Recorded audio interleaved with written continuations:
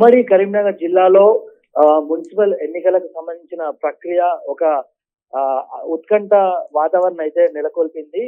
చరిత్రలో రాజకీయ చరిత్రలో ఒక మైలురాయిగా నిలిచిపోయే విధంగా అయితే కరీంనగర్ మున్సిపల్ కార్పొరేషన్ లో బీజేపీ జెండాను ఎగురవేసుకొని ఆ ఒక దేశమే ఇప్పుడు కరీంనగర్ వైపు చూసే విధంగా, దృష్టి కరీంనగర్ వైపు వల్లించే విధంగా అయితే మొట్టమొదటిసారిగా ఒక చరిత్రను సృష్టించిందనే చెప్పుకోవచ్చు.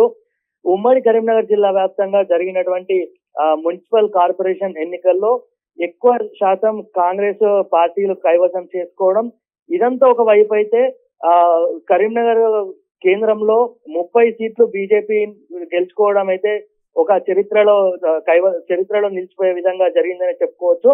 ఇదంతా ఒకవైపు అయితే మరొక విషయం ఏంటంటే, మున్సిపల్ ఎన్నికల ప్రక్రియ పూర్తయ్యాక ఇప్పుడు రాజకీయ పార్టీల అసలు ఫోకస్ మొత్తం క్యాంపు పాలిటిక్స్ పై పడింది. నామినేషన్ దశ నుంచే అభ్యర్థులను కాపాడుకునేందుకైతే క్యాంపులు నిర్వహించినటువంటి పార్టీలు ఇప్పుడు కౌంటింగ్ పూర్తయ్యాక గెలిచిన వారిని వెంటనే సురక్షితమైన ప్రదేశాలకు తరలించే ఏర్పాట్లు చేస్తున్నారు.